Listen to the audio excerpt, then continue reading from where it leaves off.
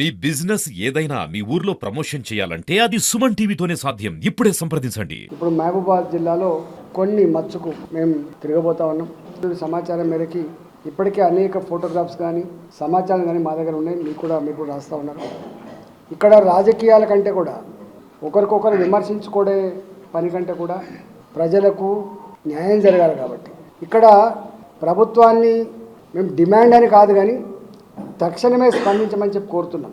కేంద్ర ప్రభుత్వ బృందాలు రావడం, అసెస్ చేయడం, ఇప్పటికే కేంద్ర వ్యవసాయ శాఖ మంత్రి గారు, అదేవిధంగా కేంద్ర మంత్రులు మన రాష్ట్రం నుంచి ఉన్నటువంటి కిషన్ రెడ్డి గారు, బండి సంజయ్ గారు, మాలాంటి వాళ్ళం కూడా కేంద్ర హోంమంత్రి గారితో మాట్లాడి తక్షణమే తెలంగాణలో పక్కకున్నటువంటి ఆంధ్రప్రదేశ్లో కూడా సహాయ సహకారాలు అందించాలని చెప్పి మీకు కోరినప్పుడు వారు వెంటనే స్పందించి మీరు భరోసా ఇవ్వండి, తప్పకుండా ఆదుకుందాం, ఈ ప్రాంతం ఆ ప్రాంతం అని తేడా లేకుండా, ఈ ప్రభుత్వం ఆ ప్రభుత్వం అని తేడా లేకుండా ప్రజలందరినీ కూడా ఆదుకునే ధర్మాస్కారం ఉన్నటువంటి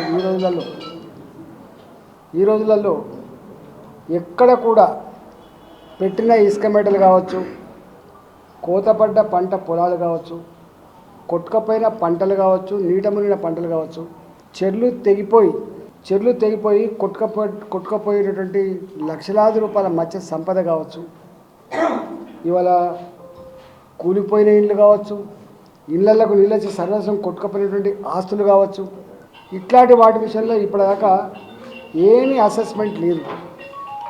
నేను ఒకటే కోరుతున్నా, ప్రభుత్వం తక్షణమే ఇవన్నిటి పట్ల ఒక అసెస్మెంట్ చేయమని చెప్పి కోరుతున్నా.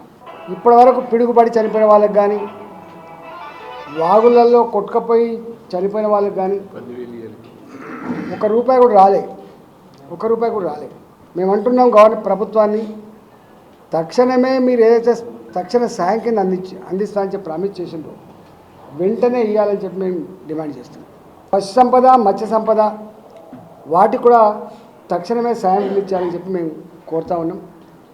అదేవిధంగా నేను చూస్తున్న ఫోటోలు అంటే మామూలు నష్టం జరగలేదు. జేసీబీలు కొట్టుకపోయి ఇట్లా ముద్ద బొమ్మలకు అయిపోయినాయి. జేసీబీలు, ట్రాక్టర్లు, తర్వాత ఆటోలు కొట్టుకపోయి ముద్దలకు అయిపోయినాయి. ఆయన ఉపాధి ఆటో నడపడమే, ఆయన ఉపాధి ట్రాక్టర్ మీద బతకడమే, ఆయన ఉపాధి జేసీబీ మీద బతకడమే. ఇట్లా మొత్తం ముద్ద అయిపోయింది.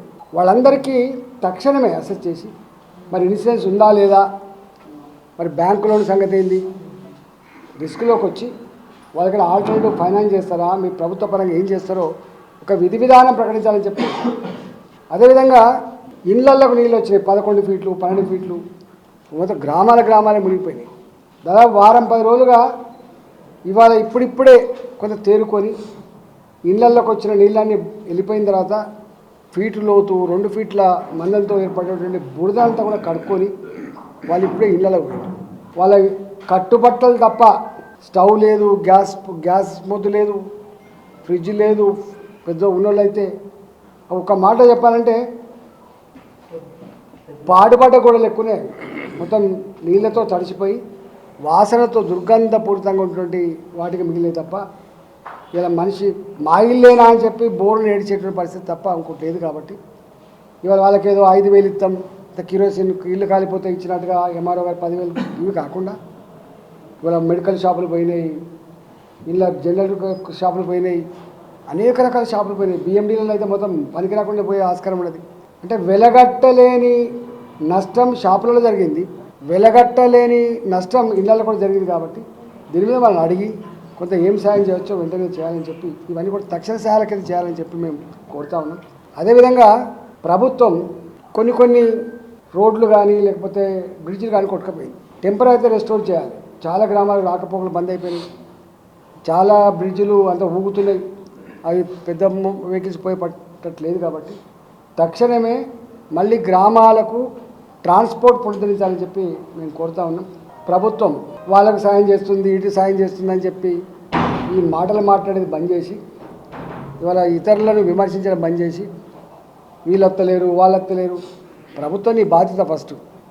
ప్రతిపక్షాలుగా మా వంతు తప్పకుండా సాయం చేస్తాం, మా వంతుగా అండగా ఉంటాం, మా వంతుగా సూచన సలహా ఇస్తాం. కానీ చేయాల్సింది ప్రభుత్వం. కాబట్టి ఎప్పుడైనా కానీ కేంద్ర ప్రభుత్వం నేరుగా రాదు, కేంద్ర ప్రభుత్వ పరంగా మీరు కోరితే వాళ్ళ టీంలు వస్తే అసెస్ చేస్తుంది, దాని ఆధారంగా కొంత సాయం చేస్తే మళ్ళీ మీ త్రూ ఇవ్వాల్సింది తప్ప కేంద్ర ప్రభుత్వం నేరుగా ఇచ్చే ఆస్కారం లేదు. కాబట్టి మీరు వాళ్ళ మీద వీళ్ళ మీద విమర్శలు మాని ఎప్పుడు ఇట్లాంటి రాజకీయాలు ఇట్లాంటి చిల్లర మాటలు మంచివి కాదు.